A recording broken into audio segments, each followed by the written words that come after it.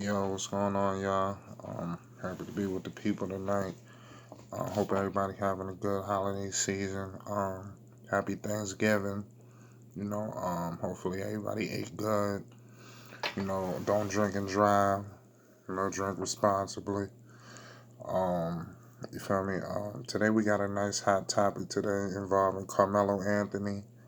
Um, and his basically his legacy being affected with the New York Knicks.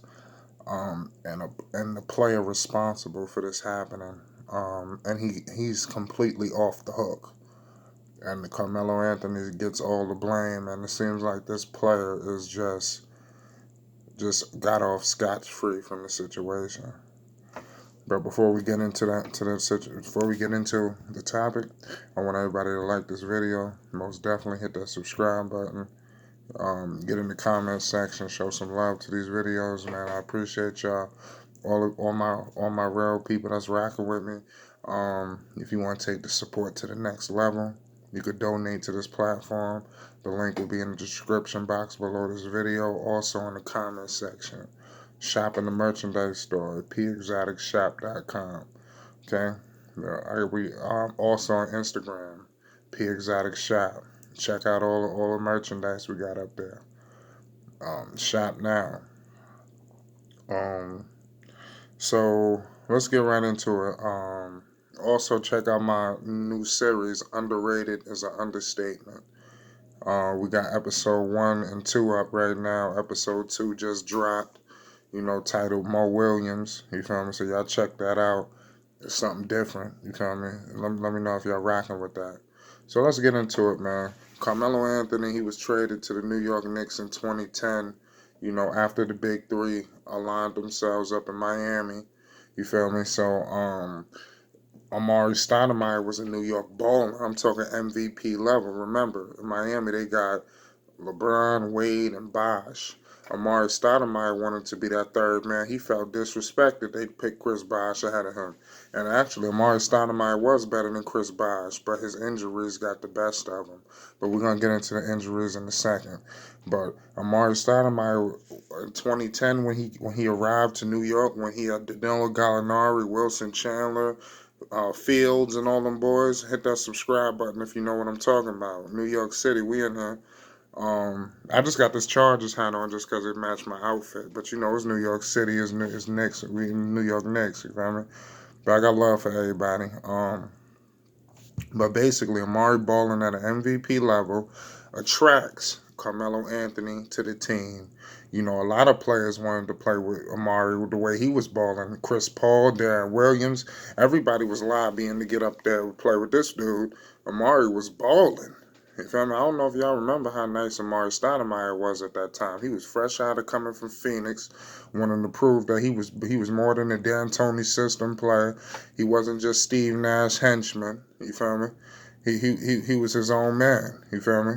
And he was in the MVP discussion. He actually started in the All-Star game ahead of Chris Bosh and them. And Miami, I believe, had one of the best records in the East at that time. And Bosh didn't get the starting position. It was Amare Stoudemire. Chris Bosh came off the bench. Wade, Melo, of course, and actually Melo was in the West at this time, but it was Wade, LeBron, and Amare was the one starting in the All-Star game. I believe Dwight Howard was in there too. But Amare was leading the East, the best power forward in the East in the All-Star game.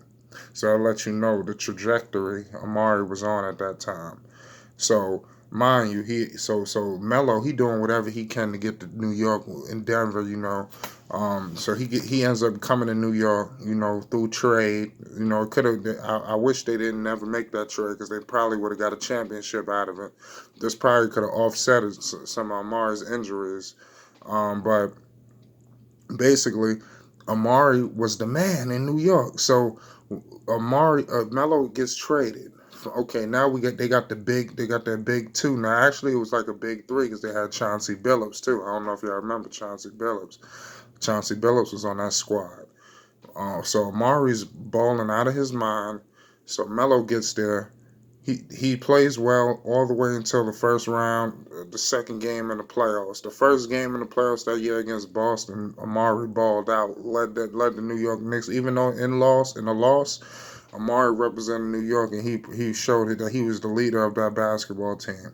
So fast forward to game two, I heard that he strained his back doing something in warm ups. So it was so crazy because after the game he played balling out like that, and then he can't go. He's out the first quarter or so, and he don't come back for the rest of the season. You feel me? And this was like a trickling down effect, and this was like the end of the line. That was the last we seen of a prime Amare Stoudemire.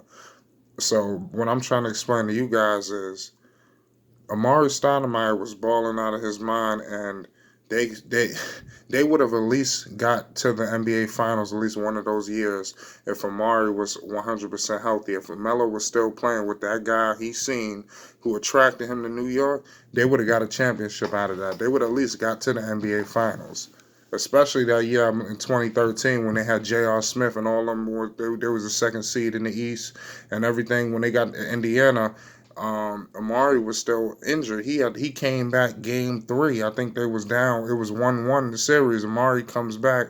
I don't know if he came back when they was down 2-1, if I'm not mistaken. He might have came back in game four. I believe it was game four. He comes back, and it's a 2-1. New York is down because they gave up a game at home. But Carmelo held up his end of the bargain. He came to play with Amare Stoudemire. Amare Stoudemire failed Carmelo Anthony, and it drastically affected the way some fools made, okay, he didn't get his championship, but you can't discredit nothing Melo did. But Amare Stoudemire completely altered his legacy. You look at the Chicago Bulls, the way Derrick Rose and them was balling. They pushed Miami in the conference finals. If they would have had a prime Amare Stoudemire and the way Carmelo was coming into his own at that time, they would have definitely got to the finals. They would have beat Miami at least one time in that run if Amare would have stayed at that level that he played at 2010. Carmelo Anthony never played with the player that was supposed to be his sidekick, his duo. Who ended up being Carmelo's duo was J.R. Smith, who won the Sixth Man of the Year. That was his sidekick in New York, and nobody remembers this. People think the whole New York situation was all Melo, but no, it was Amare Stoudemire. He's to blame why that team didn't do what they were supposed to do. They got Tyson Chandler. They got these boys. They needed Amare Stoudemire to be dominant. They even got how Jeremy Lin here and there. Amare Stoudemire bangs his hand in the playoffs against Miami and breaks his hand, and he's out for damn near the rest of the series. So it's a mess. You completely screwed us. So Amare completely drastically altered Carmelo Anthony's legacy. I believe if he would have been at a prime level, they would have went to the NBA Finals. I can't say that enough. So this is basically the video of Amare Stoudemire altering Carmelo Anthony's legacy. The reason why this video is necessary is because I feel like Amare Stoudemire is getting too much off the hook. I feel like, not to say we need to crucify him because he did come to New York when everybody was scared, but the problem is that Carmelo gets a lot of the blame for what happened in New York, but Amare Stoudemire was the real issue. Carmelo was relatively healthy when he was with the Knicks. I can't call it, y'all. Y'all hit that like button. Yeah, I definitely hit that subscribe button. You feel me? Let's get in the comments section. Let's start this conversation. Let me know if you rocking with me. Let me know if you feeling what I'm saying. Hit that subscribe button if you understand that Amare Stoudemire was the reason that Carmelo Anthony's legacy, his playoff legacy at the least, was altered due to Amare Stoudemire's injuries. He can never get 100% healthy. Carmelo Anthony never got to play with Amare Stoudemire at his top-notch level, only for a half a season when he got traded until he got hurt in the first round of the playoffs, and he was never the same after that. Imagine LeBron and AD playing, and AD, knock on wood, something drastically happens to AD like what happened to Amare, things are going to be drastically affected, because you see the way AD is playing, but if some injury happened, it affects his talent level, his mobility, and all that good stuff. You feel me? It's going to drastically affect him. You feel me? Imagine if something happened to Kawhi Leonard. That would drastically affect Paul George's legacy. Paul George probably can get a championship if Kawhi Leonard is 100% healthy. You get what I'm saying? So the same rules apply for Carmelo Anthony. Carmelo Anthony's legacy was drastically affected by the nagging knee injuries, the arthroscopic surgeries, the private surgeries in the summer that nobody knew about, and we ended up finding out midway through the next season, through the red wine baths, through all this stuff. And like I said, I'm here to just basically shine the light on Amare Stoudemire. He's not safe, and he was the reason why the Knicks didn't get over the hump, and he doesn't get any blame. He's actually exempt. All the blame's on Melo. But Amare had a lot to do with this. Y'all get with me, man. Hit that subscribe button, man. Flight Sports TV. I appreciate y'all for rocking with me. Yeah, and another thing, y'all go check out our new series here on the channel.